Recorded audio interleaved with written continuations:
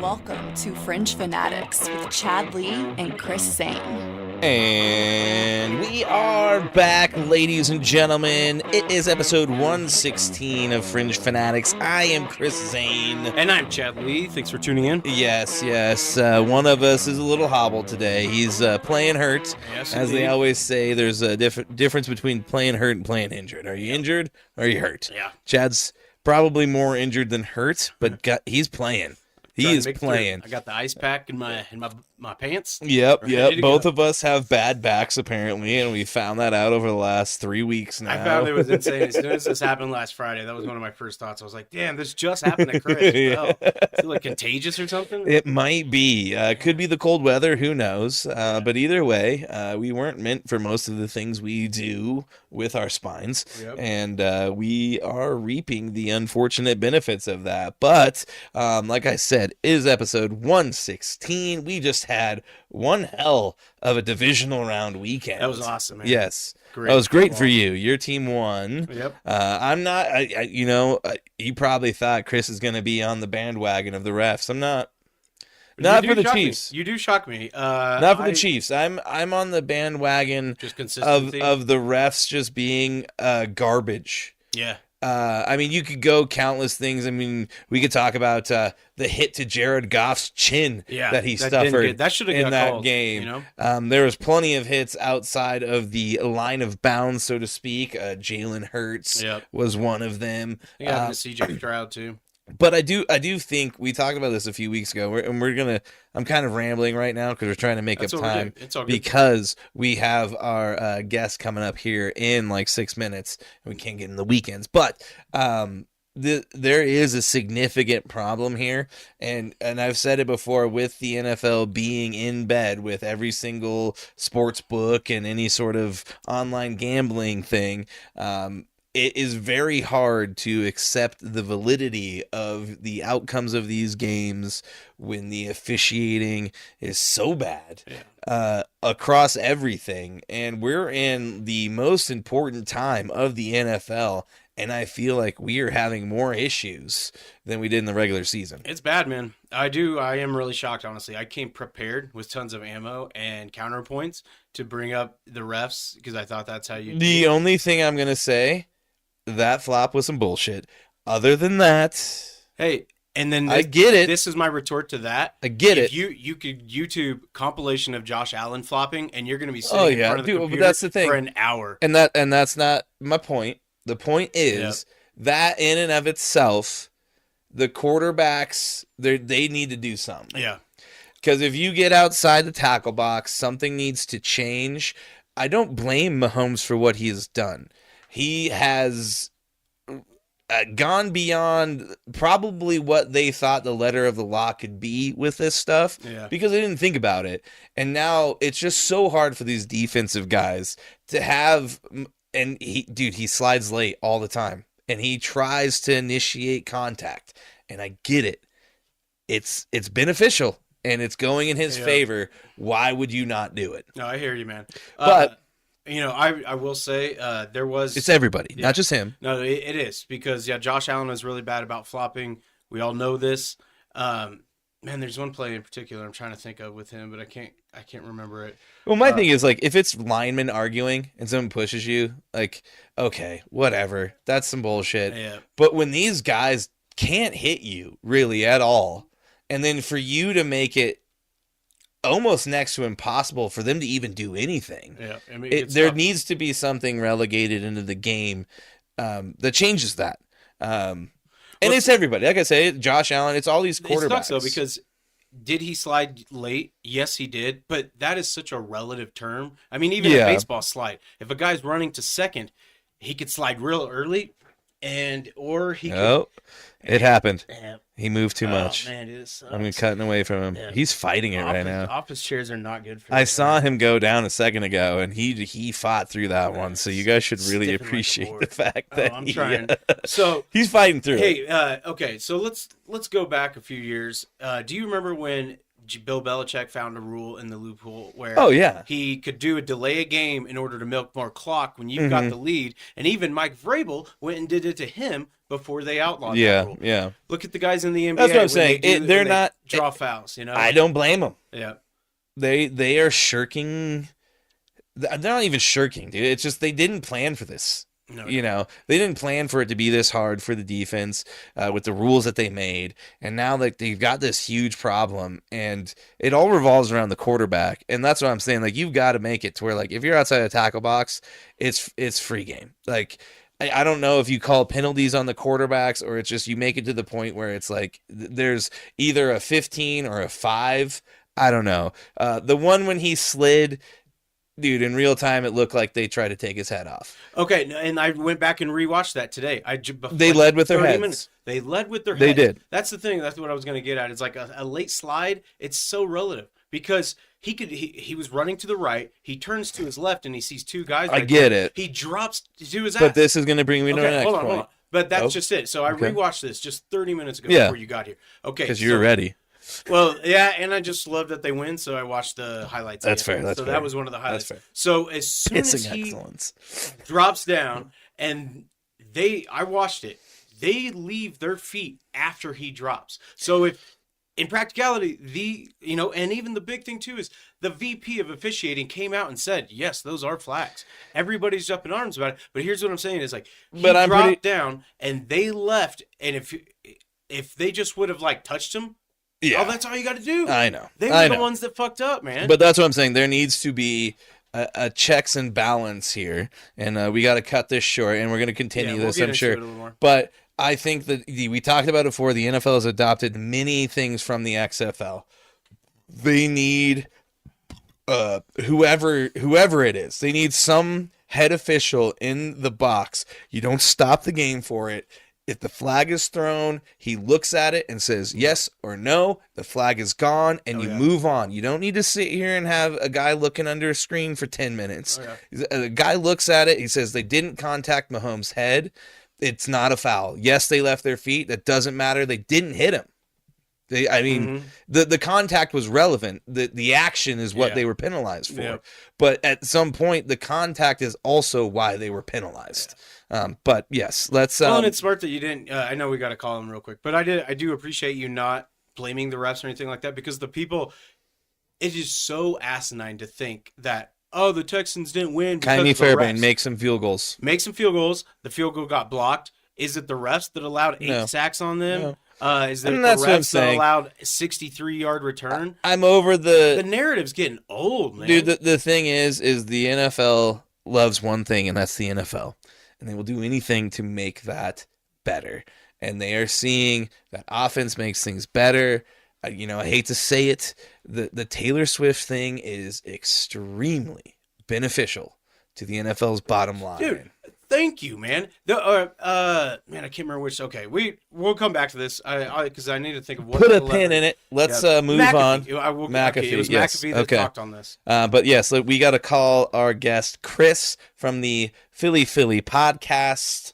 And we are about to have him on here shortly. So let me dial him up. Let's hope we have no technical difficulties here. And here we go.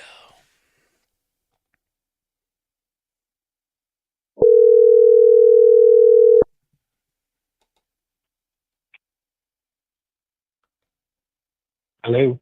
Hey, what's up, Chris? We're already going. I am Chris Zane. And I'm Chad Lee. How you doing, man? Hey, how are you guys doing? We're doing really good. I am not doing as well as you and my co-host. My team is no longer in the playoffs, but you guys, both of your teams are looking pretty good. And that's what we're here to talk to you about, the upcoming kind of surprise matchup against the Washington Commanders. Listen, not for nothing, Denver's got an up and coming team. Like Bo Nix. Thank you. I think he's gonna be a stud. I love the pick this year. One of my best friends is a big Denver fan. He's loved John Elway, and like I said, I grew up watching John Elway. My brother, huge Eagles fan, but he's always a John Elway fan. So when he got drafted, he was excited. So I think Bo Nix is the guy for you guys. Like I love the pick, and I like them at Oregon, and it's a lot to build on. Hey, I'll take it. We haven't sniffed the playoffs in 9 years, and we didn't sniff them for long, but it was a sweet, sweet smell we sniffed, and I'll take it, So hopefully there's no sophomore slump. But, man, speaking of quarterbacks, it's on everybody's mind.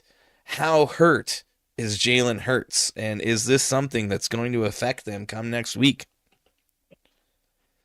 We'll probably know more tomorrow. Tomorrow's the practice. Tomorrow and Thursday, generally in Philadelphia, after games like that, they rest their guys, schedule rest days on Wednesday, and then they go out and practice on Thursday. So I think we'll know more. Like listening to Sports Talk Radio, listening to Coach Sirianni today, and he said, we're getting ready to play them. Like there's no limitations. Now that could be, Nick not showing his hand, but in the mindset, the good thing is he finished the game on Sunday. It looked bad. I was just reminiscing of 2017 all over again. I was like, I don't know if Philadelphia can do another backup quarterback story again.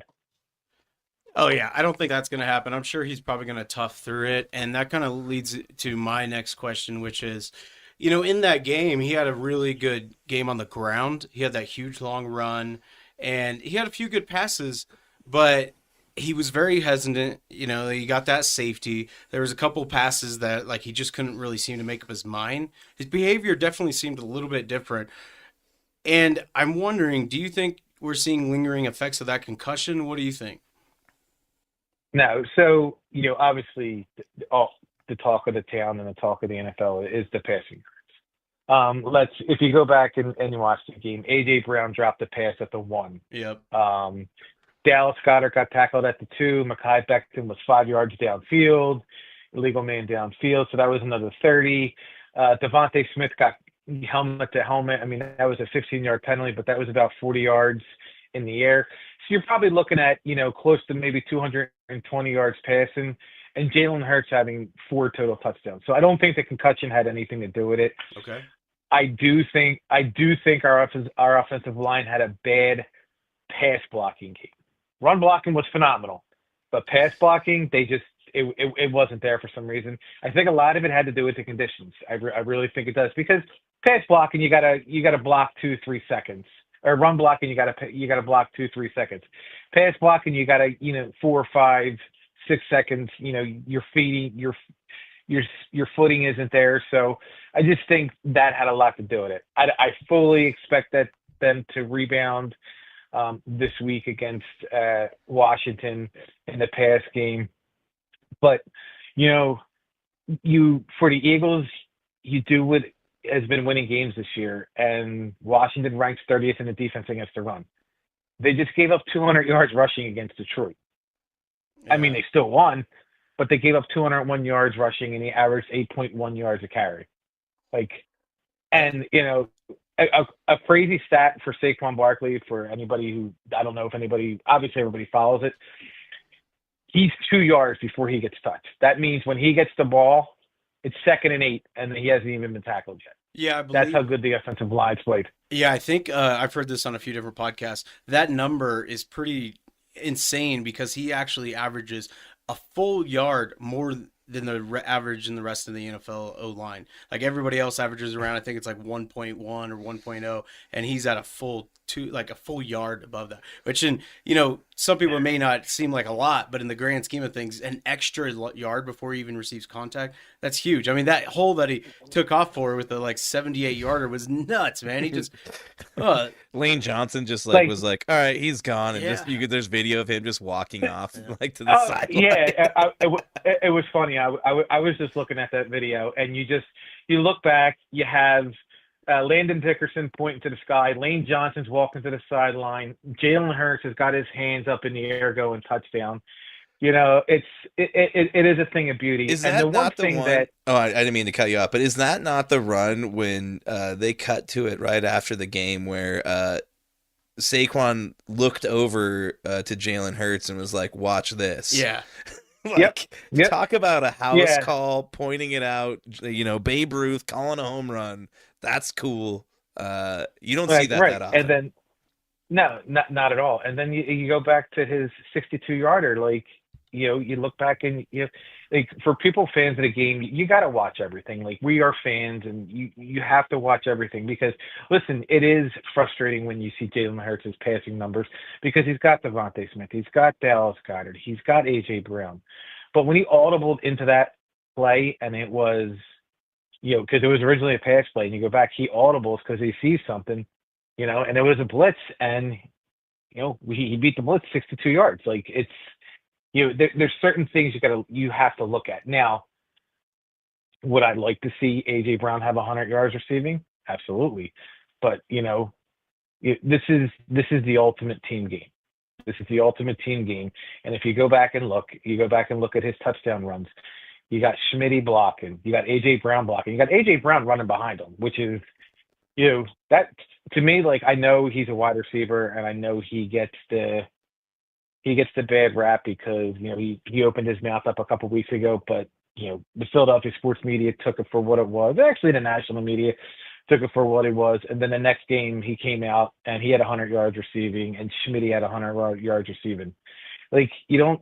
Like, sometimes you have to go what the strength is, and you for this week the strength could be the run game. It almost kind of has to be the run game because, again, you look at Detroit and the 200 yards rushing they had.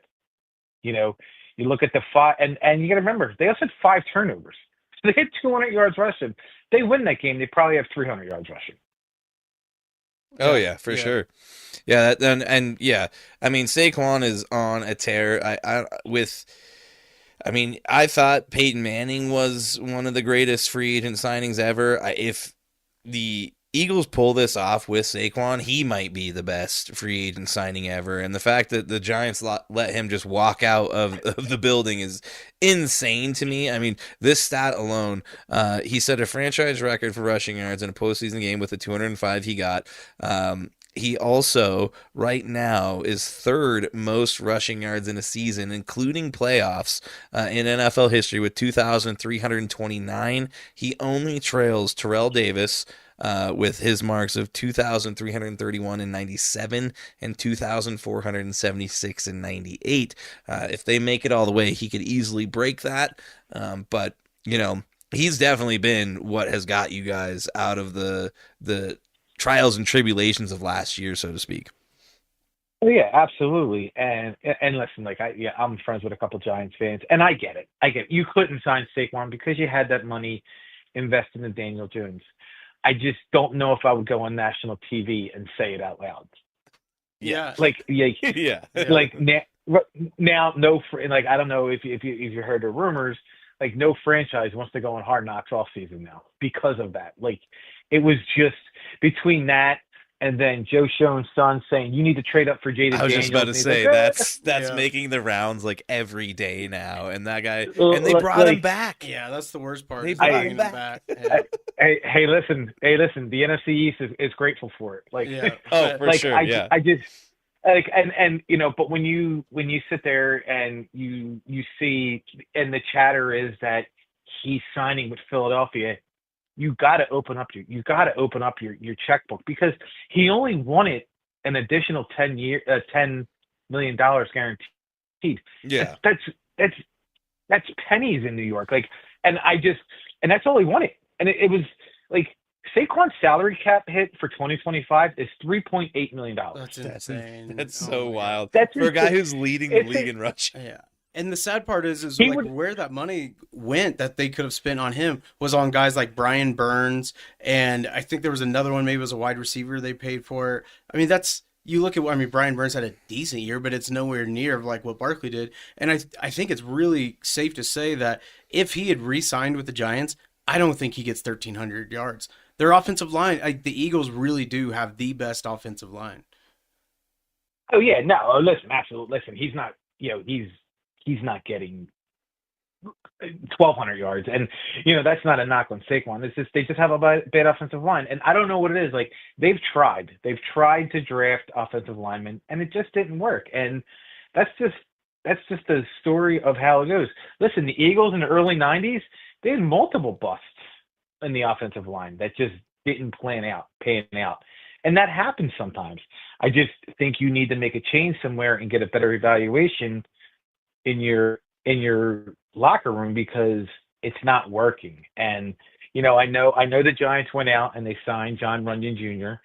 and he ended up missing games because he got hurt, but it just backfired in the eyes of the Giants. And it's literally the worst thing that could happen is if the Eagles hold on and they, I know they're the favorite to win the Super Bowl, but I don't look past anything. Listen, that game on Sunday, I was never so stressed out in watching a football game. Even more so than the Super Bowl? Super Bowl 52 was the only time I was like that. When they played the Chiefs, I was fine. That game, I don't know why. Like, I didn't even watch the second game until the second half started because I was so stressed out and so physically and emotionally drained. Like me and my wife, we had a couple people over and we forgot to put on dinner. So it's like 7:30. I'm like, all right, we'll order Chinese food. I'll go pick it up. Nice. So I pick up the Chinese food. I come back and it's like 8:30 and I'm like, I'm exhausted. Like, did I just play 60 minutes of football? Because I can't do this again next Sunday. I need a 28-0 halftime lead by the Eagles because I can't do this. Like, my group text is going off. I'm like, guys, I'm not answering. Like, I can't. Like, my phone's going down. I can't do it. Like, I can't answer anybody. This is just too rough for me right now. It's scary, right? How affected we get by it, man. I mean, I hear you. As a Chiefs fan, I really think I'm going to need like a pacemaker probably by the age of 40 if they continues like this. Every game I'm like, just blow them out, just embarrass them to the worst team in the league. Oh, they just make it. You're a Chiefs. You're a Chiefs fan. Didn't mention that, but yeah, I didn't want you to have any bad blood, But yes, my co-host is a Chiefs fan. So here, I'll say this. So when I was growing up, always an Eagles fan, but I was always, for some reason or another, in college, I liked Drew Bledsoe. So I followed Drew Bledsoe through his career, went to the Patriots, became a Patriots fan. He got hurt. I liked Tom Brady. I liked what Tom Brady did. And I had a lot of respect for Drew Bledsoe and Tom Brady. So I was a Patriots fan growing up. Always an Eagles fan, first and foremost. I did not handle 2004 quite well. Not going to lie, did not handle it well. So, it's funny is we are somewhat Chiefs fans in this house because everybody hates the Chiefs, and I just think it's hilarious how mad people get at it. Dude, so thank I'm you. just like it is what it is. Like, finally, some of it is football. Warranted, but there is a little too much. Finally, a sensible person, man. I appreciate that. Yeah. And like I said, we joke around during the one Super Bowl. Listen, we all love Jason Kelce. Like, if you don't like Jason Kelce, I don't know what to tell you. Yeah. So I think it was like last year. My youngest daughter was walking around with her Jason Kelce kids jersey on, and she put on the back of it Jason's brother. Like, she wrote like a thing. She's like, she's rooting for Jason's brother, and on the front it said Taylor's boyfriend. Oh, so I was like, that's whatever. Hilarious. So I was like, like I said, I don't get mad. I don't get mad when the Chiefs win. Obviously, see me if them two are playing in a rematch. I'm gonna be mad if they win this year. I've dealt with the last few years, but if they win this year, I'll be really mad. It depends how they win, and I just think it's amazing. Like, they just find they find ways to win. Like, they really do. I mean, they're 15-2. I think like 13 of their wins are 4 or 12 of their wins are less than a score. Yeah, good. Like Patrick Mahomes is a stud. Like, there's nothing you could say about it. And I finally admitted that last year. It was a hard thing for me to do, but I was like, he's one of the best, and he's not even done yet. It sucks. But, it's a tough pill to swallow. And for me, like I had this conversation because I work with a Chiefs fan. I said, listen, if I'm the Buffalo Bills this weekend, I'm doubling Travis Kelce because he always gets open. Mm-hmm. Let them beat you with Worthy and DeAndre Hopkins. Don't let Travis Kelce beat you.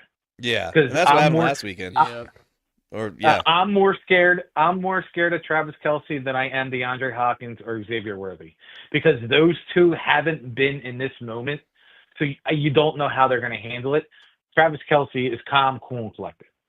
Yeah, so that's true. Yeah. I think you have to double him and just if you get beat because Xavier Worthy has a 60-yard touchdown or DeAndre Hopkins You has live 10 on that catches. one. You'll die on that hill. Yeah. I mean, you have to take out Travis Kelce. The dude always is open. And I don't understand. It's like third and seven. Not so much the regular season, but he has found a way to become open in the postseason. It's incredible. It's 3rd and 7. Why is there no one within 3 yards of him? Why is he running open in the middle of the field? He had a 49-yard reception. That was the longest playoff reception he's had in his whole career. It's like, how do you let this guy get so wide open? And it's crazy. It makes zero sense. And it makes zero sense. We've spent this much time on the Chiefs. I was just Let's get back. I can talk about my Chiefs forever. You've got him going. I got to stop him. I do have a question. No, that's fine. There isn't. I appreciate it, man. And it's good that you're sensible like that. Thank you. All right. There's another injured Eagle that we're curious about. Quinyon Mitchell. Is he? I just seen an article that he's likely to play on Sunday. Have you got any other insights on that? Same thing. Rest tomorrow, and then we'll see on Thursday. I think he's going to play. It sounded like, I don't know if you guys saw the first game against the Eagles with the Packers when Jenkins, the guard or the left tackle for the Packers, he got a stinger and he got hit real hard by Nolan Smith. I kind of think that's what it is. So I'm optimistic that he's going to play. Hopefully Isaiah Rodgers can step in, but we really need Quinyon Mitchell on Terry McLaurin. I think he'll play. I'm very confident. I'm very confident that he will play. Yeah, I mean, and this is something I never thought I'd say, but you guys are going up to the leading passer of the divisional round, I believe, with, of terms of winning teams. Jaden Daniels had 299 yards, and they looked pretty good out there. It was a little slow going in the first half, but once they kind of started pouring it on, they definitely made the Detroit Lions look like they were depleted in terms of playmakers and stuff on defense. So I definitely think you guys need all the playmakers you can get out there, because this Washington Commanders team is definitely the upset of the playoffs that could happen now again for the 3rd week in a row. Yeah, I mean, listen. Unfortunately for Detroit, it just finally caught up to them. Like their defense, while their offense is good, if you make 2 or 3 stops in their offense, their defense is going to give up the points. Like they gave up, I think, what was it, 38 points because one was a pick six. Like 38 points in a playoff game, is just bad defense. And they lost, 12 or 13 starters on defense, and then their one starting cornerback came in and he broke his arm in half on the first or second play of the game. Man, that was nasty. I had to send that video to Chris too. Oh. Yeah, and it was bound to catch up on him. Now, I know the big talk is, the Commanders beat us the last time we played them, and they did. They beat us. Jaden Daniels had a phenomenal game. Both games were good. Yeah. Both games were close. Both games were good, but a big thing that people forget about is CJ Gardner-Johnson was not there. Mm-hmm. He was not there for the second half, and he had a great game last week. Yeah, he got thrown out of the game for talking too much trash, which is still comical to me, but it is what it is. Words, yeah, words hurt. So, the Eagles they're relatively healthy going into the NFC Championship game, obviously losing Nakobe Dean to a torn patella. So that is... That was a rough one. Well, that's what I was going to ask you about. Oren Burks, man, he stepped in there and did a pretty good job. He had 4 solo tackles, 2 tackles for loss, and then 1 pass defense. I mean, that's what you want to see, is that next man up mentality. Yeah, he really did step up, and Jeremiah Trotter Jr. was supposed to play that game. Like, he was supposed to play that game, but Oren Burks played so well, there was no reason to bring him in. Like. that's how good he was playing. And obviously it helps with Zach Bond being on the side of being next to him. What a story, man. That is an awesome story. Listen, I'm going to lose my mind if Howie Roseman doesn't resign him. I think he is, but for me, he's got to be Defensive Player of the Year. He has to be. He has to be. He's certainly got a case for it, that's for sure. Yeah. It's hard to beat out those DNs. Those DNs always get it. It is tough. Yeah, it's a lot more easy to see those stats in the stat line. Yeah. Yeah, and then the Eagles still hold the advantage on defense because, Washington lost their starting right guard, and that is something that's a huge thing that they lost. He tore his ACL. Yeah, that is a good point. It's 3rd and 2, and you're the Rams, and you don't cover and you don't block Jalen Carter. I don't think that was a really good coaching decision because, he's a man beast. He reminds me of Aaron Donald. Not there yet, but kind of reminds me of him. Kind of like a bigger guy, but a little more round, but just as powerful. Yep. Yeah. That front they got there. I always have a little bit of bitterness when it comes to Jalen Carter because you guys drafted him right before the Chiefs after that year of the Super Bowl, and I wanted Jalen Carter so bad because he fell in the first round because of all that stuff that happened, and I couldn't believe how far he fell, and I was like, come on, Chiefs, take him. Sure enough, the Eagles snagged him up, and then in the next round they get Nolan Smith. I was like, Jesus, paired him up. Howie Rosen, man, he's a genius. Jalen Carter was supposed to be the number 1 pick, but he was involved in a car accident that he wasn't even driving, and he fell to 9. Yeah. And then the Eagles turn around and get Nolan Smith at 30, and you're like, and then they get Nakobe Dean 2 days later in the 3rd round. That's working the draft. Howie Rosen, he really is up there. I really consider him and Veach some of the best GMs out there. Yeah. Listen, Howie had a couple struggles. Obviously, with the Jalen Reagor pick and not taking Justin Jefferson and the Jalen Hurts pick in 2020. We sit there and joke around as Eagles fans we needed Carson Wentz to get superstars, and they drafted a punt returner and a backup quarterback. Now, obviously, you draft Justin Jefferson, you most likely don't get AJ Smith or AJ Brown and Devontae Smith. So I'm fine with the pick now because let's be realistic. Justin Jefferson hasn't won a playoff game. So wow, that's true. Damn, I didn't really think about that. That is true. Yeah. The Vikings can laugh at Howie Roseman all he wants. They haven't won anything since they drafted him. Yeah. Well, they haven't had a quarterback to throw it to him, and he's still putting up great numbers. Imagine if he got a top-tier quarterback. But again, that's their problem. Like I said, he's probably the best receiver in the league between him and Chase. Yeah, obviously Chase gets a Triple Crown this year. You got to put him as number 1 this year. But it could come down to almost like a Jordan. LeBron debate is in terms of it's almost like it just depends on how you look at it, really. But you guys are talking about GMs, and I think it's not lost on the Commanders for going out there and stealing Adam Peters from the San Francisco 49ers.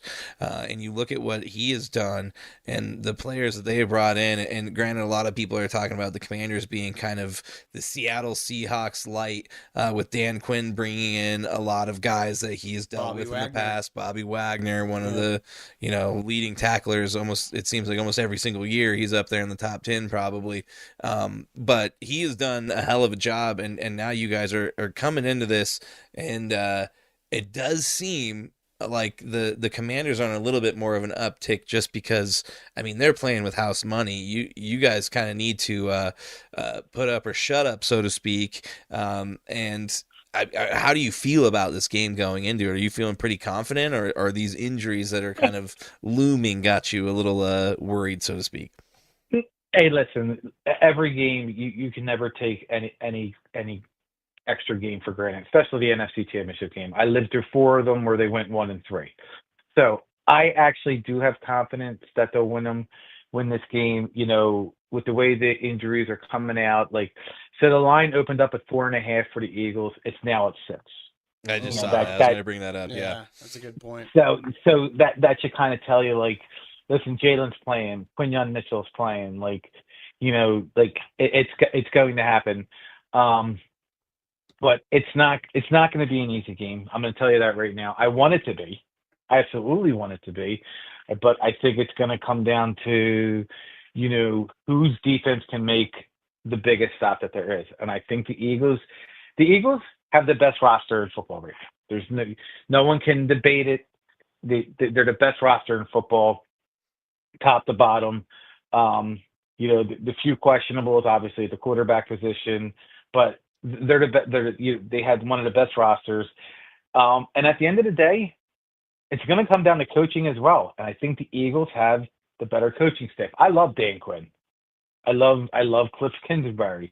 I think they're very good coaches. I just think Nick Sirianni is the better head coach right now. And I just think, being at home, he has to use that to his advantage. And I heard another stat today. No team has ever won 4 straight road games to get to the Super Bowl, and that's what the Commanders are trying to do. Yeah. Yeah. I mean, it's crazy looking at last week. I mean, they were at some sports books 9.5 underdogs. Wow. I mean, that's in the playoffs. That's a lot. But yeah, I mean, I think with Saquon and everything, I do think Philly has a better team, but is Jalen gonna be 100%, and is that gonna affect him? Because you saw when he got hurt last weekend, everything changed. They went into an entirely different offense. They were very clearly trying to kind of not put too much on Jalen, and I'm just wondering, is he gonna be good to go? That's the big question. Because right now, I mean, the Commanders are definitely playing with a hot hand. Yeah, listen. No one's taken the Commanders lightly, so But I just think at the end of the day, it's going to come down to coaching, which the Eagles have better coaching, and it's going to come down to defense, and the Eagles have a better defensive front. We match up well across the board, and games are won. What do they always say? Games are won in the trenches. The Eagles had the best offensive line, and the Eagles had the best defensive line out of this team right now. So, I can't see the Eagles losing. I can see the Eagles winning by 3 and making us sweat. But yeah, yeah, I can see that. And like I said, Jaden Daniels, that kid is a baller. Nothing seems to, rattle that kid. Although he's never been in Philadelphia during a playoff game. I know Detroit's loud, but he might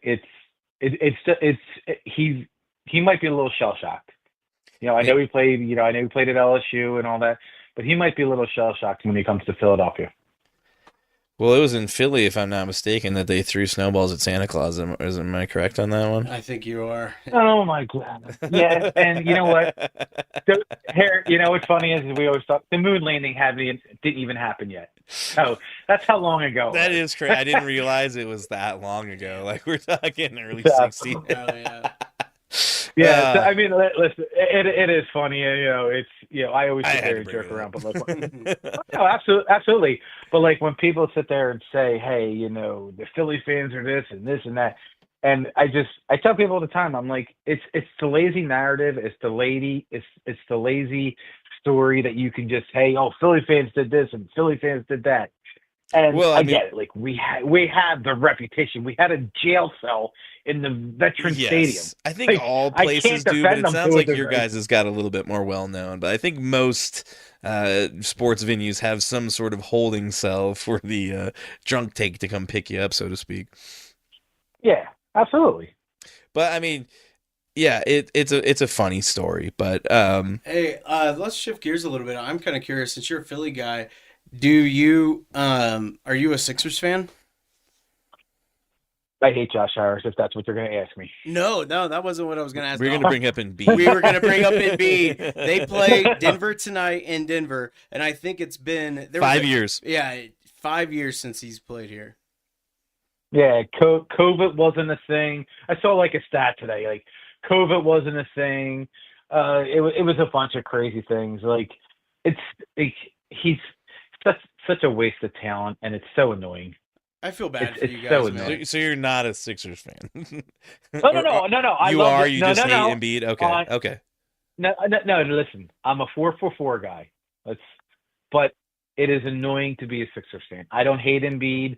It's annoying. Like he should have not played in the Olympics. Plain and simple. Oh yeah.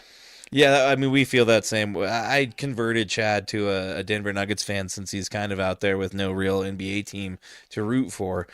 So he's rooting for the Nuggets, and he's also a Jayhawks fan, and Embiid is one of the few Jayhawks that Chad has bad things to say about. I don't claim him, and because he was a one and done too. So I mean, if you're a one and done, if you take him to like the Final Four, no. I love the comparisons to Jokic and Embiid, and I'm like, there's no comparisons. Like people sit there and say that Jokic is so true. Jokic is vanilla. He's just plain. He does this. He does that. He opens up the floor for his other shooters. Yeah, he makes everybody better.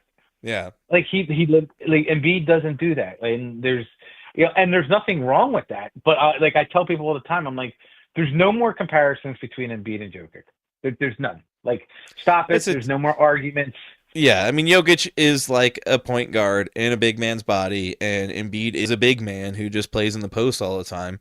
But yeah, and the thing is like for him to come out, and this was our big thing with it, was like he played into that narrative when he won the MVP, and that was our big thing. Is like, I mean, there's no comparison because Jokic is playing an entirely different kind of basketball. We have not seen a guy that size play this well. And there's no real way to compare the two because you're talking about them just in size in terms of comparison, and they play the game entirely differently. Right. And that's kind of like where, we are. And we wanted Ben Simmons to be what Jokic is, but Ben Simmons just couldn't get a jump shot. Yeah. Like he had the height.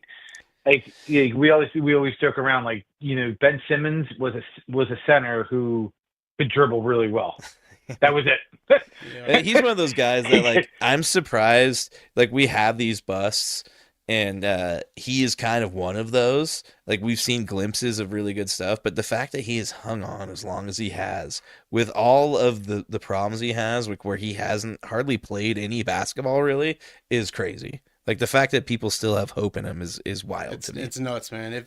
If Josh Harris was smart at all, he would try to just trade and get him out of there because I mean, there's other Tyrese Maxey is a really good basketball player. If they stop trying to build a team around Embiid, who's never available, then I think they could have some serious potential. No, Sixers fans were clamoring for them to tank for Cooper Flag. Oh, yeah. That dude's been balling. Yeah. That would be a he's good making one. Duke basketball relevant again. Yeah, that's for sure. Yeah.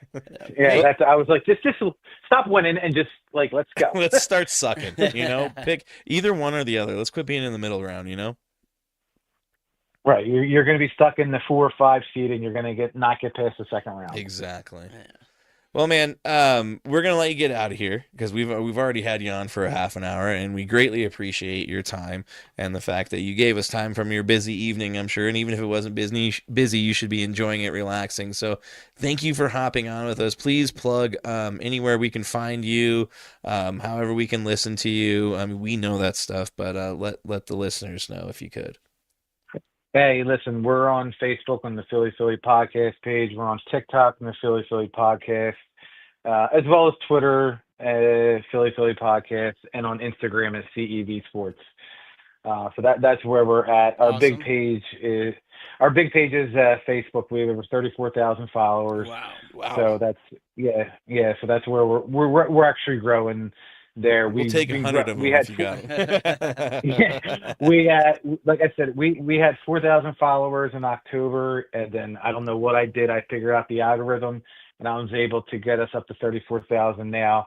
So myself and Eric, I might be hitting you up after that. Yeah, we might be talking after this and just seeing what the hell you did. That sounds awesome. This algorithm is the bane of our existence, so you know how that goes. Yeah. Yeah, and and like I said, I do like Twitter and access to. Sometimes I feel like with the recent situation with Elon Musk, I just feel like it's gone the opposite way where it was. So I feel like Facebook and Instagram and TikTok is where it's at right now. I just want real people giving a shit, That's all I really care about. Yeah. Wherever it comes from, I really don't care. But yeah, as long as you are into what we're doing, then let's get together. Yep, absolutely, 100%. Well, Chris, man, thank you very much for joining us. We greatly appreciate it. If you guys make it all the way to the Super Bowl, maybe on the off week, we can have you back on real quick. Sounds good. And then, like I said, myself or Eric will reach out, and maybe we can have you on as well. That'd be great. We'd love to. Yeah, you got a Broncos and a Chiefs guy here, so hit us up. And also, NBA stuff as well. We're in NHL. We're all over the place. Yep, we cover it all. All right. So you do NHL. All right. So I'm actually with Old City Sports Network, and they have a Flyers show. So I'll definitely get you guys in touch with them as well. Sweet. Awesome, man. Man. We're Avalanche fans, and we love to talk some pucks, so to speak. So have a great rest of your night, man. Hey, and good luck this weekend. Go ahead. Yeah, and there's another guy. We took whoever forgot how to play hockey, he had a concussions, and you guys took the defenseman, for the Avalanche, who led you to the Stanley Cup Finals. I'm drawing a blank on the kid's name. Cale Makar there. Mm-hmm. Yeah, Makar. I was like, no, and we took the guy who. Yeah, that was one of those ones that we took him at 3, and it turned out to be one of the best things we've done in a while, aside from McKinnon. He's a hell of a good player. Yeah, but, yeah. So keep in touch, man. I think the big thing here is always just like spreading community, and our listeners can become your listeners and back and forth, so to speak, because we cover everything. You guys cover obviously mainly the Philadelphia Eagles and other Philly teams, but there's no reason why we shouldn't be able to all share our listeners. You know what I mean? Exactly. Absolutely, 100%. We'll be in touch. All right, man. Chris, you have a great night. Thank you again. Thanks again, Chris. Thank you, guys. Go Birds. Here you go. It is funny their chant. They do that because you see Blair always singing it's the EAGLES Eagles Eagles. Dude, if I was all drunk at their stadium, I'd be like, how do you spell that again? Shit, well, I gotta go pee really bad, so we're gonna get into this music break. Hit it. And all this week we have been having Meet the Giant, and they are our new practice space guests, our new practice space residents, so to speak. And the name of this song is Fluxor off of their new album, We Are Revolting. We will be right back.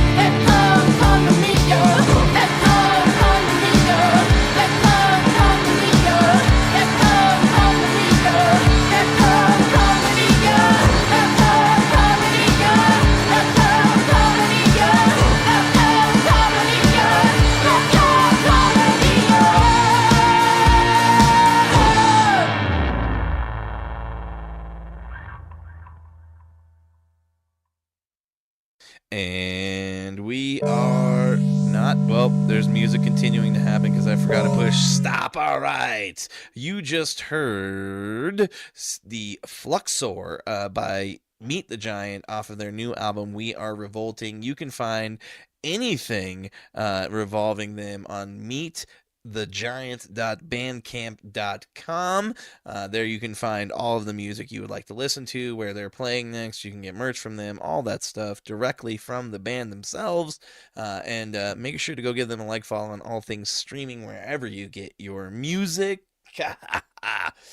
Meet the Giant. Chad. Oh, yeah. We got to go back and forth. Chad had to stand up, unfortunately. Yeah, I'm gonna try. We're gonna do the whole Pat McAfee thing, man. It's actually more comfortable to stand. So yeah, no, I've done this before. Me and him both have really bad backs. So you're gonna probably see me just cycle between me and him on the camera for the rest of the way, because he's cut to the wide shot. I just see his shoulders. Don't bend down, dude. You're gonna go down. So he is in pain. He's fighting through it, but we're gonna get through the rest of this episode so we can get him out of here and as comfortable as possible. Let us get into the headlines. We're skipping weekends. I had a show this weekend. I did want to mention one thing. Well, actually, two things from that show that actually involved the show themselves. Juice showed up at the show. That's fucking cool, man. Yeah. Did he show up? I meant to ask you this. Did he show up just from you talking about it and posting about it? Yes. That's I mean, Juice. Cool, Juice is always posted tonight as well. Juice always posts. Number one listener. Yes, we greatly appreciate Juice. Rock chalk, Juice. And he made it out on one of the coldest nights I've probably ever played a show. I think it was probably like 5 degrees. It was cold Saturday night. Yeah, it was not fun. There was a decent amount of people that came out, probably 40, which when you think about how cold it was, I was like, I told the guys before we played, I was like, this literally might be like a glorified practice on a stage. Nice. Like I wouldn't expect there to be more than like 10 people. So the fact that there was 40 was it was mind-blowing, and we greatly appreciate everybody that came out. But while I was there, I actually ran into a gentleman who may become part of the podcast moving forward. We'll see how it goes. Yeah. His name is Justin Avila, and I came across him as everybody was watching the Lions Commanders game on the TVs at the bar. I would make my way out, and I'm always watching and asking questions as to what's going on, because I'm coming in like catching bits and pieces. I ended up talking to this dude, and he actually has a degree in marketing, and he really wants to become a part of the show.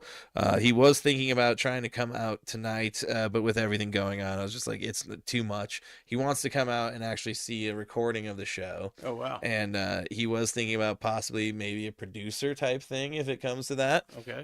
But yeah, needless to say, he will possibly be helping us with social media and stuff moving forward. So we're really looking forward to that. So it was cool. Marketing and going out and about works out for you sometimes. Nice. Good networking. So yeah, we networked, we did the thing, but that's about all I really have this weekend. I mean, we all watched the sports.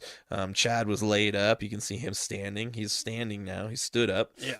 But yeah, so let's get into the headlines and get him into a more comfortable position and out of here. Real quick? Oh yes, I absolutely do want to hit the commercial.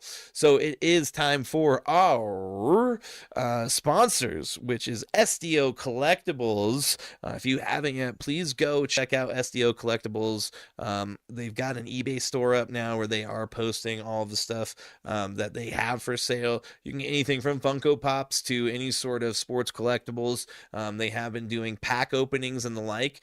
We spoke last week about a pack opening that they had, and they did get some pretty cool cards out of that one just in and of itself. And we are also going to probably start doing some pack opening things in conjunction with them. But Chad, what do you have to add to this? So Dan mentioned that some cards that are going to be on sale soon are that's probably on sale on the eBay store, Josh Allen card, and then a Keon Coleman autographed card. The Josh Allen card has a jersey patch in the card, so oh, nice, pretty valuable. I just saw recently that the Paul Skeens MLB debut patch card was just found, and supposedly by some kid, and the Pirates are trying to get him to give them the card for like 30 years of season tickets behind home plate. Wow. I think he gets to go play like a game of softball at PNC Park with like alumni players coaching and like just all of this stuff. And then at the same time, I'm like, dude, go sell that card because you're going to make so much money right now. I mean, you can buy season tickets, dude. Screw them. And it's like, who's going to go to every single game like that? Like nobody, that takes up so much of your time. Oh, yeah, you're like a diehard fan. My dad had Rocky season tickets, and it's like he used it mainly for the business to be like, hey, go. Exactly. And because, dude, 81 games? That's a lot. 81 games. There's people I know with Nuggets tickets that they only go to like 1 or 2 of them. I think I might be able to get tickets to the Lakers game on February 22nd, though. Nice. I'm hoping. That'll be rad. Mm-hmm. Well, that will be fun. But check out SDO Collectibles. Great sponsor. Got a lot of SDO. Yes, SDO Collectibles. Check them out. They are your go-to for all things collectible. But let's get into the headlines, and we're going to fly through this because we got a couple things to talk about here. So here we go. Headlines. Get your headlines here. All right, guys. We had a wild ripping weekend this weekend with the divisional round hoedown, so to speak, if you will. We had, some really good games. We just spoke about one of them at great lengths, which was the Eagles and the Rams game. But now we must talk about a few of the others here before we move on to some of the headlines. Or would you rather go into the headlines right away? Let's hit the headlines first. Okay, let's do it. Here we go. Are you ready for some football?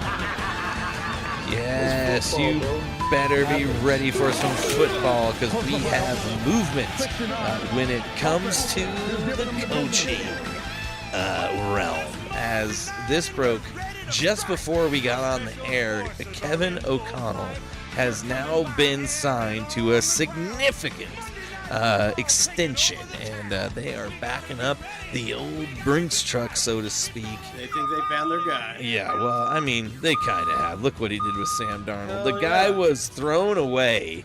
He was off the garbage heap. He wasn't looking good, and he looked pretty damn good for most of the year until the end there. Yeah.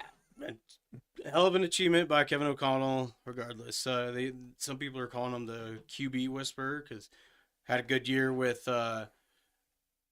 Kirk Cousins. Yep. Did the same thing with Sam Darnold. We'll just have to see if he can do it again with J.J. McCarthy. But I'm pretty interested to see if they bring Darnold back. Yeah, I mean, that is going to be the big question. Are they going to bring back Darnold, or is he going to go somewhere else? I mean, we were talking about it last week. We probably literally watched the guy lose like $20 million a year in salary just due to his performance over the last few weeks. But yeah, Kevin O'Connell is their guy, and I appreciate them, putting some money behind their guy, because that does seem to be one of the bigger problems in the NFL today. Is we're always changing always changing head coaches. We're always changing coordinators, because if you get good, like the Lions, for instance, your coordinators go away, and that's going to be our next thing we're going to talk about. As let's get to it here.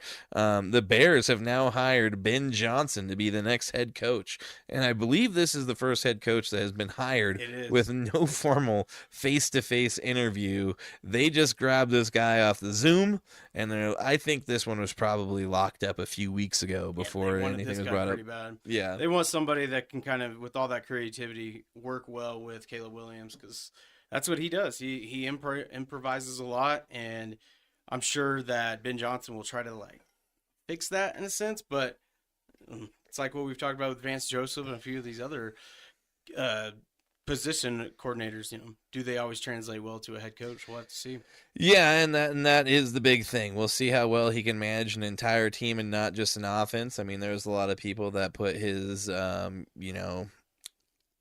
coaching into question there with some of those trick plays and stuff in the game that they were more or less blown out by the Commanders. But yeah, well, I'm interested to see. I mean, everybody knew he was going to be the biggest hire, so to speak, of the free agent coaches. Mm-hmm. Also, I don't know if you saw this, but somebody else went home today as well, back to the Patriots. Yeah, Josh McDaniels. Yes. Yes. Josh McDaniels is As soon as I saw that headline, I put that in this because we got to cover that, man. Yeah.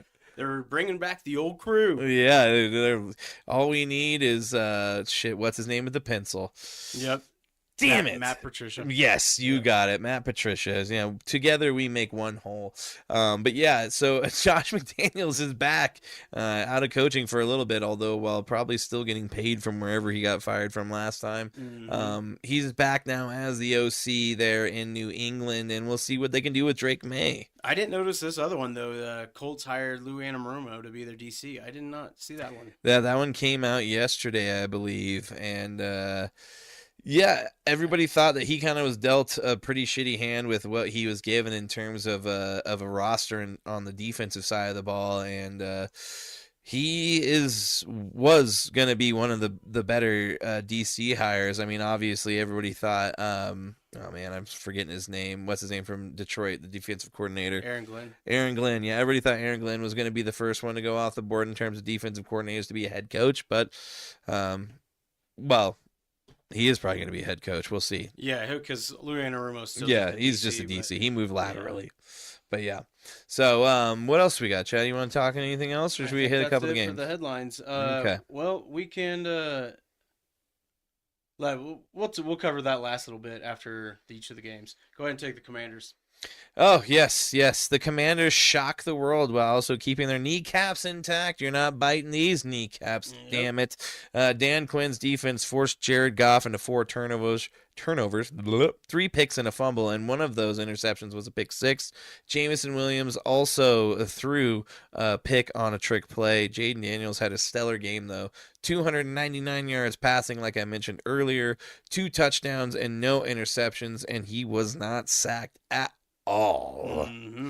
Yes, he also added 51 yards on the ground, but after the gut-wrenching loss, Dan Campbell admirably takes the blame for the loss. He didn't point any fingers at his coordinators when asked about a pivotal play when the Lions defense had 12 men on the field on a 4th and 2. When Washington was at the goal line, Washington will now travel to Philly next Sunday for the NFC Championship game at 1 p.m. our time. Yeah, maybe after that game or beforehand, we'll have to hit up Anthony Armstrong, who we had on last week. I was interested to get his take on him, but I bet he was thrilled. Oh, yeah, I saw him going off about some stuff at one point, and I was like, I'm going to hit him up and see if we can get him back on. But with everything going on, he was busy. He cannot hop back on. I told him, come take a victory lap. You guys deserve it. They definitely do.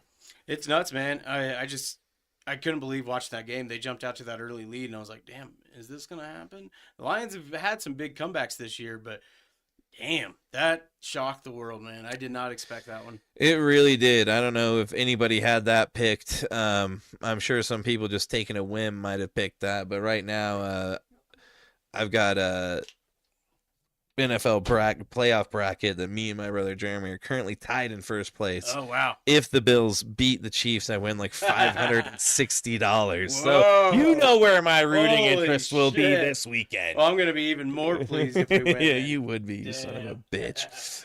Drink your water, you dick. You got enough money. You don't need it. I need more money. We all need more money. But, dude, he's elusive, man. I can't really think of the last rookie that I've seen do this because, yeah, CJ Stroud had a good year last year, but it's just kind of like a little different where, I mean, CJ Stroud doesn't have that. He does scramble, but he's not as good of a scrambler as Jaden Daniels, and it's just nuts. I mean, you look at the number 1 pick with Caleb Williams, sacked more than anybody this year. Yep. They had to punt more than anybody else. Yeah. Jaden Daniels, it's like a big thing that got brought up after that Commanders win was like, you think about it, the Bears passed on Patrick Mahomes. Yep. Now they've passed on Jaden Daniels. What could have been? Yeah, if only. I mean, we brought it up earlier with Chris that Joe Schoen, or Shane, Joe Shane, I think is how you say his name. Looks like Schoen, but his son was basically telling him, you should draft Jaden Daniels. He's like, do you want to win? You've only got one chance at this job. Like, do you want to win?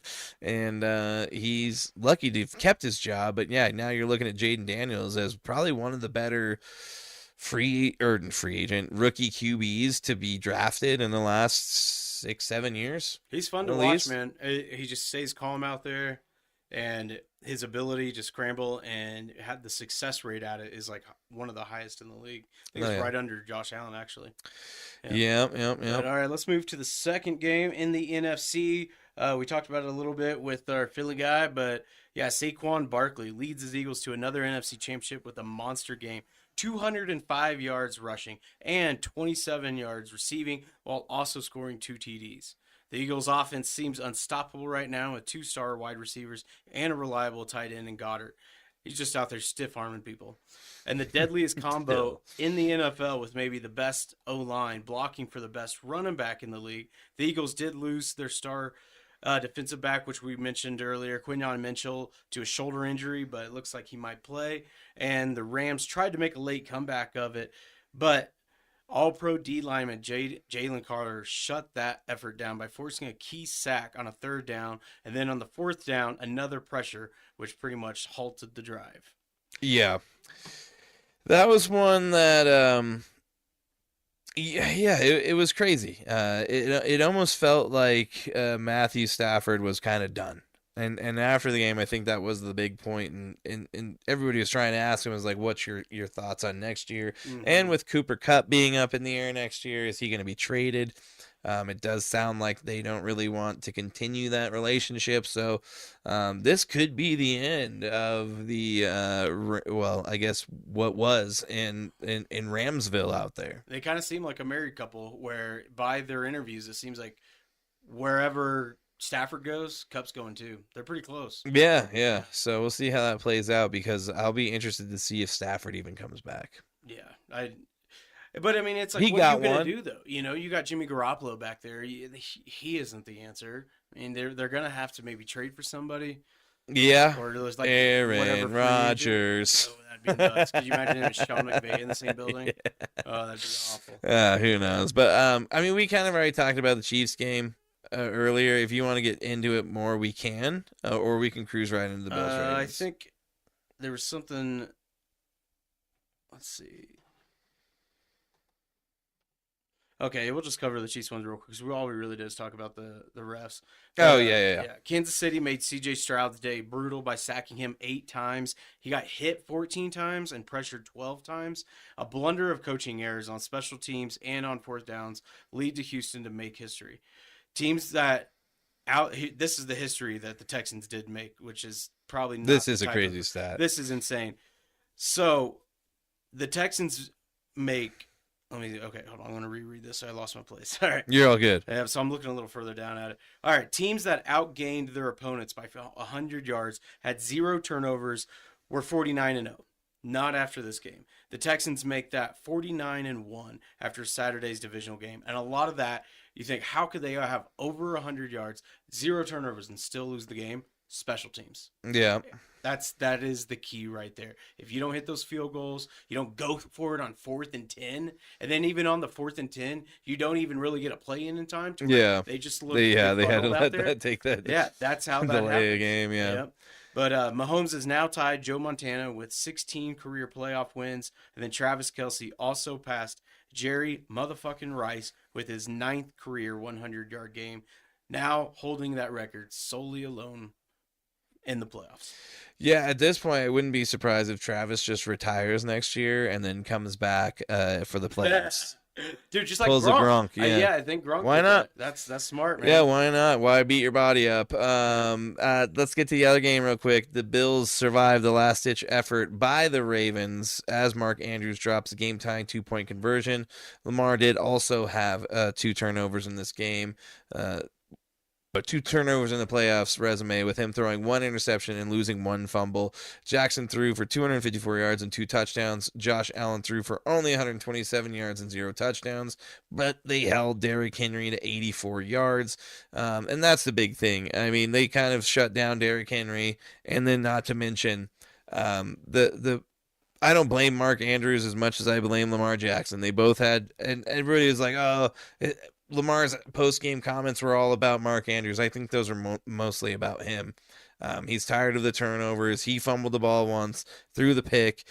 Mark Andrews had the fumble, and then he had the terrible drop. But a lot of people would say that wasn't the best throw. Oh, really? I thought it was a little bit behind him. Yeah, but I mean, dude, it hits your hands, you catch the damn ball. That's my thing. Man. But like, it was a pretty easy ball. If you want to nitpick either side, it was a little bit behind him. But at this point, now everything's coming into question. Is Lamar ever going to be able to do it? Because the way he plays the game, unfortunately, it's going to go down as the years go on. He is not going to be able to continue to run the ball the way he does. He's 28 years old now. Derrick Henry's only getting older. Derrick Henry's 31. There's no way that you can continue this. You can't keep putting the output you are between the two of those, especially running the ball, and expect to win a Super Bowl. So that window for them, I think, is closing very quickly. Yeah. It's just nuts. They seem to always run into they have some troubles in the playoffs. I mean, that one pass that he had that just totally oversailed that his wide receiver just went straight to the D-back for the Bills.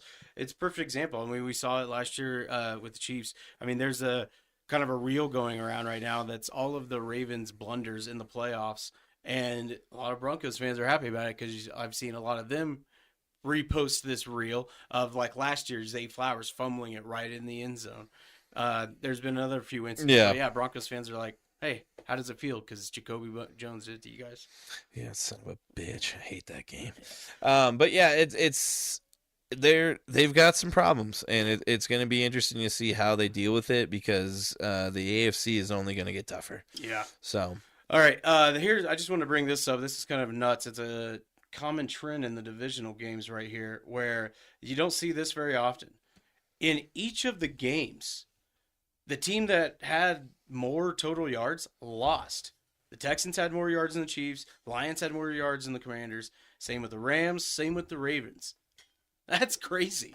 For that to be in all four games, you don't see that too much. Yeah, it's almost like holding onto the ball makes you win. Yeah. Who knows? It's crazy. It is a wild stat, but if you make do with what you have with the ball, then there's no way for you to fall behind, so to speak. It speaks to situational football. You could have more yards, but then if you have that turnover, if you don't hit that field goal, that's these games, they're all defined by like one or two or just a few plays. Did you see this one though? This one's pretty wild. The last 10 head-to-head games between the Bills and Chiefs. Yeah, that is crazy, 5 wins. dude. 5 losses, 251 points for, and 251 points against. We're in the Matrix, both teams. Dude. That is straight out of the Matrix. Like, how does that even? How is that possible? How is that not just one point is more than the other? Like, that's wild. It's so strange. It blows my mind. Well, it makes for a good matchup because there's been 10 matchups. So now here's the tiebreaker almost. But yeah. Yes. Let's well, daily dogs. Let's get to some daily dogs. Daily dogs out. You want to go first? Yeah, I'll hit it. Hit it. All right, we just brought him up earlier. This guy is a dog. Mr. Jalen Carter was projected to be the number 1 pick, but then slid back, and the Eagles stole him. This last week, here's a little insight from NFL Pro. He played 68 of 70 defensive snaps and was double-teamed on 26 of his 49 pass rushes against the Rams. I mean, this guy, he's an all-pro defensive lineman, only been in the league 2 years. He's making such an impact. I also have his other numbers here. I think he had 2 sacks. Let's see. Yeah, 3 solo tackles, 2 sacks, then two tackles for loss, and then 1 pass defense. I mean, he's doing it all out there, and he reminds me a lot of Chris Jones, where he's taking those double teams, and then those other guys are able to get through like Sweat and make plays. I mean, that D-line is wrecking shit right now. That's true, man, and we talked about it a little bit earlier. I mean, that could be what is the deciding factor for them beating the Commanders this weekend, is getting pressure on Jaden Daniels and making him uncomfortable, because he hasn't really seemed that uncomfortable so far in the playoffs, which is amazing. Very composed. Well, right, that is my dog. Daily. All right, well, it is time to get my daily dog, and I picked Quinshawn Judkins. Judkins from Ohio State. Good pick, man. The running back who basically kind of sealed the deal for them, beating Ohio State. Almost Ohio State. Notre Dame this last night. Holy shit. It's crazy. This was last night. But yes, 34-23, Ohio State beats Notre Dame, holding them off, but it was a lot in due to Quinshon Judkins, who had 11 carries for 100 yards and 2 touchdowns with a long of 70. This guy transferred from Ole Miss and joined basically what we could be considered like an all-star team in terms of college football, as they have one of the more expensive teams in the NCAAF, but they pull it off. Last time they won was 10 years and 8 days ago. Wow. And Ryan Day, what does he do, Chad? He Chris. totally redeems himself. You know, Lloyd, just when I think you couldn't possibly be any dumber, you go and do something like this and totally redeem yourself. Yes, he totally redeems himself, as they suffered a loss to Michigan this year, and it seemed like the world was ending. The sky was falling in Buckeyeville, but they wrap it all up last night with a huge win, and they are now college football playoff champion. That's how you make people forget about that. That's for sure. Yeah, no, they won't. They won't forget about it. But it's a little bit easier of a pill to swallow, so to speak. So, yes, but indeed. anyways, let's get into it a little bit. I mean, I kind of talked about it. Do you want to go into it more? The college football playoff. That's all I pretty much had to cover. I mean, okay. It's almost like watching, those high school state championships where there might be some Cinderella small school that makes it, and then you've got that huge, big 5A city school. I mean, the talent, like you said, Judkins, the Henderson, I think, running back. Then you have they have another running back that's really good. I think he's number 1. They have Ime Udoka, I think that's the NBA coach. It is, Close. but it's close. something like that. Yeah. It's got a last name that starts with an E. That dude's a baller. Then they've got the Jeremiah Smith, I think is who. Which you featured not too long ago. Yeah, I mean, The thing is like, it's kind of unfair. Where it's almost nuts. to the point where you're like, I don't really care that they won. Yeah. Like, I was only hoping really that one of these teams that was an underdog was going to win. Because Because other than that, really don't care. I was really hoping Notre Dame was going to win. I watched it, and then when I saw them get up, I think it was like 31-7, something like that. I shut it off. I was glad that they came back and tried to make a little bit of a How game. about starting the first drive off with 9 quarterback runs? That was crazy. Yeah, that's how you start a game. That Ryan Leonard. That's how you kill your quarterback. Yeah, seriously. I mean, also as the Jayhawk fan, how funny! Me and Beal were talking about this. It's funny that the K-State said, "All right, Will Howard, you can walk. We're going to sign Avery Johnson," and then Will Howard just wins a national championship. Yeah, good move, K-State. Way to go. Yep. But yes, let's move into the NBA. See some basketball. Right side to Scott. 3 seconds left for the unveiling. Jumper chair. Just in case. Well, something big happened just earlier this afternoon, actually. Oh, the Suns are acquiring 3 first-round picks from the Jazz. Yes, the Suns have officially traded their 2031 first-rounder, Chad. So in 6 years, they're trading their 2031 first-rounder to the Utah Jazz for 3 first-round picks.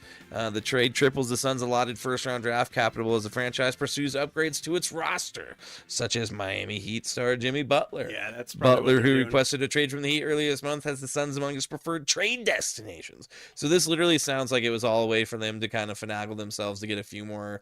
These went in, and they're going right out. Yeah, that's what they're doing, stocking up these picks. Basketball trades are nuts. I get really confused on them. But. Yeah, the Nuggets also don't have a first rounder to trade until 2031. So that's exciting. That's awesome. Yeah. Woo! All right. Well, we have seen some in other news. The Boston Celtics title defense hit a new low on Saturday night when they collapsed in the final seconds of regulation and eventually lost to the Atlanta Hawks in overtime. With that result, the Celtics are now 7-7 in their last 14 games and have now fallen 6.5 games behind the Cleveland Cavaliers for the number 1 seed in the Eastern Conference. Yes, but there's a little bit of an update to that as they are now 8-7 in their last 14 games. They beat up on the Warriors last night. That's what you get, Steve Kerr, for benching Jason Tatum in the Olympics. How dare you, Steve Kerr? But the Warriors suffer their worst loss in Steve Kerr's coaching career as Boston was up 32 points when Steph Curry bowed out late in the third quarter. The final score, Boston 125, the Golden State Warriors 85. At 21-21 and injuries to key players such as Draymond Green, who else? The list goes on and on. They're missing like 3 or 4 starters at this point in time for several weeks.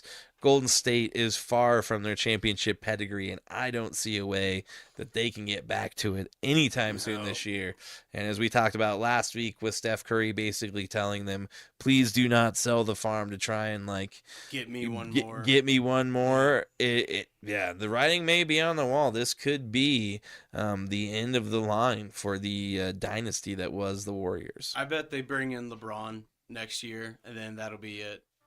I think they're gonna have to bring in Bronny too. They're gonna bring in all these old guys and Bronny trade. Because you know how close Draymond is, because his LeBron's agent is Draymond's agent. Yeah, that makes sense. Yeah, I think it's Rich Paul. All right. On the other side of the coin, the Pelicans pull off the biggest comeback in team history behind CJ McCollum's 45 points. Another team riddled with injuries and issues, yet they keep fighting. Yeah, I think Zion was ruled out last night as well. That dude turning into a bus. He's another MB. Yeah, it's not looking good for them as he hardly plays. And then once the season comes up, he's like, I'm way out of shape and I can't play basketball right now. So it's going to be interesting to see what they do with their roster moving forward, because I don't know if you can count on Zion to be a regular part of it at this point moving forward. But speaking of being a regular part of the roster, Embiid has now shied away from playing in Denver yet again. It has been 5 years since he played here. Dude don't like the narrative. No. It's pretty sad. He clearly keeps avoiding Denver. Hopefully he gets fined for it at some point, because where's the legitimate injuries at? I mean, how is this not load management? Did you see ego management? I just now remembered this. Did you see that post that Adam Sandler? Close enough. Yeah, the NBA commissioner came out and said they've done studies where players that get hurt are the ones that are resting more. That load management is not equaling. Yeah, it's almost like by not playing, you're hurting yourself. He brought up the guys that played in the offseason for the Olympics. They've been healthy all this year. And then other times, like except when for they Jamal play, he's the one. But he actually hasn't been hurt as often. No, he hasn't. Yep. But so that is an interesting thing to think about, though. Is load management actually hurting the NBA? I think he shut that down, and it was like, all right, if you want to keep load management, you're ruining your chances of keeping these guys healthy. Well, let's run through the standings. Let's do it. Take the Eastern Conference right here, right now, Chad. All right, I will. Cleveland Cavaliers. Let me pull this down real quick. All right, Cleveland Cavaliers at 36-6, and then you got the Boston Celtics at 30-13. The New York Knickerbockers 28-16. Careful now. Yep. And then the Milwaukee Bucks at 24-17. Indiana Pacers at 24-19, and then to round out the 6th seed, Atlanta Hawks at 22-20. Atlanta Hawks, a little bit of a surprise this year, but let's move it into the Western Conference as the Oklahoma City Thunder, sitting at 35-7, only lost 7 games this year. Look at them go. It's incredible. The Houston Rockets are one of the biggest surprises of the year as they continue to keep winning. They're at 28-14. We're going to have Robert back on here in a little bit to discuss this. The Rockets are hot. I am blown away. Jalen Green playing out of his mind. The Memphis Grizzlies are sitting in third with a 26-16. The LA Clippers 24-18, and in sixth place, the Los Angeles Lakers, which is mind-blowing to me, 22-18. I can't believe they're... Did you see what I posted to our story today? I think I did. Remind me what it was. It was the Clippers fans that were shaving Embiid's eyebrow. They had a huge, or no, not Embiid, Anthony AD. Davis, yeah, they have a huge Anthony Davis head with like a little cutout right here, and someone's like sticking like hair through, and someone's got another cardboard cutout of a razor, like of a what's the word I'm thinking of? Not razor. Yeah, like an electric razor. Electric razor, and they're shaving it off. They're doing that anytime he's shooting free throws, which I think is hilarious. Elaborate thing to bring into the stadium. I like that. I think it was cool. That's my thought process. Who's the guy who's like, all right, I've got the 4-foot Anthony Davis head. Let's roll into the stadium, dude. And I was watching that Intuit Dome, that UFC. I don't know if you watched any of that. That's arena is just so cool, man. Well, they've got that like fan section that's just like it's like straight up, and it's just like you're like over. Yeah, it's just meant for like fans, just state of the art, man. Screwing with the other team. And what's so cool, and then we did that guy for the DDOE where like if you're up in the nosebleeds, you get discounted food, discounted drinks, and shit. Oh, I told you right at the Broncos game they had something like that. It was $5 though. It wasn't $2. Really? But yeah, they had like the quintessentials, like your nachos, your bottle of water, $5. And I told Mara, I was like, should be $14. Yeah, that's what I'm saying. It's nuts. I'm like, they finally figured it out. Yep. We're getting mad. We're banding together. Yep. All for one, one for all. Ah! Yeah. All right, Howard Dean. Let's cover that. You want to move into the penalty box? Yeah, let's hit the penalty box real quick. I'm going to fly through these, and then we're going to get on out of here. You do that, you go to the box, 2 minutes by yourself, and you feel shame. You feel shame. And then you get free. And then you get free. Yes, well, this week, speaking of the penalty box, all hell broke loose in a game between the Oilers and the Canucks as Connor McDavid and Canucks defenseman Tyler Myers both received match penalties, which, if you were wondering, a match penalty involves the immediate removal of a player or team official for the balance of the game, and a 5-minute time penalty, which basically means you go on a power play. Well, you don't. You are now on the penalty kill, so to speak, for 5 minutes. And then basically you are out of the game until they tell you can come back, which could be multiple days. And in this case, both players were suspended 3 games for cross checks to the head. The suspension will be the longest in Connor McDavid's 10-year career. This one came late in the game with less than a minute left after falling to the ice with Connor Garland. The two kind of tussled back and forth. Connor broke free after delivering a punch to his head, but once they got to their feet, Garland wrapped him up again and tried to drag him down. And once Connor got out of that, he then cross-checked him right to the face. So he was then immediately ejected with a minute left in the game. So he is now out for 3 games. Both players will both players will miss the rematch this Thursday. So that's a big thing for the Oilers, and especially for Connor McDavid, is the guy hardly misses any games due to penalties or getting suspended. So 3 games down the drain. But moving to the other thing, the Los Angeles Kings honored firefighters and first responders in the first game back in their downtown arena since the catastrophic wildfires that devastated large parts of Los Angeles. The Kings were scheduled to face Calgary on January 8th, but that game was postponed because of the fires. The Los Angeles then played its next 5 games on the road before returning home. The Pittsburgh Penguins and Kings both wore LAFD caps during pregame warmups. Firefighters and first responders from various departments in the region were honored at center ice before the game, and the Kings replaced their traditional logo at center ice with a graphic paying tribute to the Los Angeles Fire Department. Yeah, and we saw that too in the game between the Eagles and the Rams. Most of the Rams coaches and stuff were all wearing LAFD stuff. So super cool to see, and it's nice that they are, giving a shout out to those people who really do risk their lives for us every day. Oh yeah. So it's big amazing. ups to the Kings. But let's hit the standings real quick because I don't know if we've done that here in a little bit. So give me 1 second while I pull that and mate. And we are almost there. And here we go. All right. In the Eastern Conference, we're hitting the top 3 in each division. The Toronto Maple Leafs are in first in the Atlantic Division, 48 games played, 30 wins, 16 losses, 62 points. The Panthers, 27 wins, 17 losses, 57 points. The Tampa Bay Lightning, 25 wins, 17 losses, and 53 points. Moving into the Metropolitan Division, the Washington Capitals are sitting at 31, 10, and 67 points. The Carolina Hurricanes, 28, 16, and 59 points. The New Jersey Devils are sitting at 26 wins, 17 losses, and 58 points. Do you want to hit the Western Conference, Jeff? Yes, sir. All right. You fix that. I will.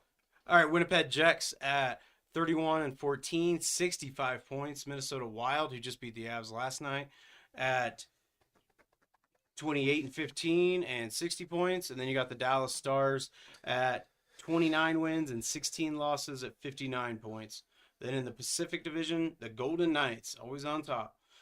29 wins, 14 losses, and 62 points. The Edmonton Oilers, 29 wins, 14 losses, and 61 points. And then the LA Kings, we were just talking about, 25 wins, 14 losses, and 55 points. You know, I'd be interested to see in terms of like expansion teams and stuff. The Golden Knights have to be right up there at the top with like the best performing from their like inception. Oh yeah, because they're just constantly, always, literally like top 1 in the Western Conference, top 3 in the Western Conference, and they're always sniffing the playoffs, if not making it all the way into the playoffs. It's incredible to see. It's amazing. It really is. But that's going to do it for the penalty box. Do you want to hit UFC 311? It's all right. We can skip past that. Let's skip it. All right. Then that means, ladies and gentlemen, that we have made it to the end of the show. Daily Dose of Excellence. That's right. The Daily Dose of Excellence is here. It's time for the man, the myth, the legend himself to grip it, rip it, and hit it hard, man. I hit it hard, man. Whoops. So far, man. No laying up, no holding back. Ain't afraid of nothing, it's a natural fact. I hit it long, man. Till it's gone, man. Keep taking chances, living large. I hit it hard. Well, that's right. At the end of every episode, each and every week, we bring you the Daily Dose of Excellence. And that is basically our time to, make somebody who's done something great, excellent, and we basically put the spotlight on them for the end of the show. And this one's a little heartfelt because this guy was a legend, an icon in baseball. Everybody knew his name. Everybody's heard his voice because he was in broadcasting for like 54 years. But Bob Uecker, we want to honor him. He passed away the other day. Yes, January 16th, 2025, Mr. Baseball left us. And left us with a lot of good times, a lot of laughs, a lot of humor. There is one video, if you haven't watched it, the Coors Light commercial. The Coors Light commercials are great, but there is a video of him with Norm Macdonald, and Norm's telling a story. Yeah. It's like an 8-minute story on the Tonight Show or something. It's super funny. It's like him talking about who is it? Some singer. I forget who it is. He's like, you know that guy? Guy's a fucking singer. Guy's a rock and roller. This guy was awesome. If anybody's ever seen the Major League movies, he was the announcer that actually was a real announcer. Go ahead and hit it, Chris. I will. Hold on 1 second. On a juvenile delinquent in the offseason in his Major League debut. Gonna light your ass up, meat. Vaughn into the windup in his first offering. Just a bit outside. Just a bit outside. We're going to remember him every time we hear that now. He won a World Series with the Cardinals in 1964. And then after retiring, Uecker started a broadcasting career and served as the primary broadcaster for the Milwaukee Brewers. From 1971, Uecker became known for his self-deprecating wit and became a regular fixture on late-night talk shows where he was a regular on Johnny Carson, a good friend of Johnny Carson's. Yeah, he also hosted several sport blooper shows, had an acting career like we just showed, was Also involved in Major League, which is one of the quintessential like funny sports movies of all time. But yeah, it was great to see just a lot of the people that after he passed coming out telling just great stories about him. Like more often than not, there was never like a sad one or anything like that. They all ended in humor. Like I just mentioned, the Norm Macdonald one. I saw another story too where he was the catcher when Bob Gibson was on the Cardinals, and they took a team photo, and everybody was looking serious, and him and Bob Gibson are holding hands, and they had to retake the photo, and then they fined him for having to retake the photo because they were dicking around. That's fucking awesome. So yeah, Mr. Baseball, we wish you well, man, and whatever happens after this plane of existence. The dude was a great guy. I'm sure he's walking into the field of dreams right now. He probably is walking right out, and he's coming out of the cornfield. James Earl Jones. Yeah. Right. Speaking of which, he did just die. That's why I mentioned it. Yeah. Wow, look at that. Well, ladies and gentlemen, and everyone in between for that fact, we are out of here. Is the end of episode 116. We had a lot of people share the episode last week. We did have on our first former wide receiver or former NFL player. We appreciate all you guys sharing them. Thank you so much. Keep it up. We're going to get the word out there. And then once we get big, then we could buy a bunch of merch and give it to you guys. There you go. We want to give stuff to you guys. And then after that, you'll have to buy it. Yeah. And we'll do that one time, and then you got to buy it. Exactly. But until then, please like, share, subscribe, and follow us on all things social media. Tell a friend, tell a family member, tell two people. We need more listeners because we have a good time doing this, and we want to keep doing it. And we have a good time with you guys. So make sure you're following, and subscribing on everything, and tune in and interact with us. Please do. Yes, we're on Twitch. Chris, love you, buddy. Love you too, buddy. We'll catch you guys later. Bye-bye, Chad. Fix your back.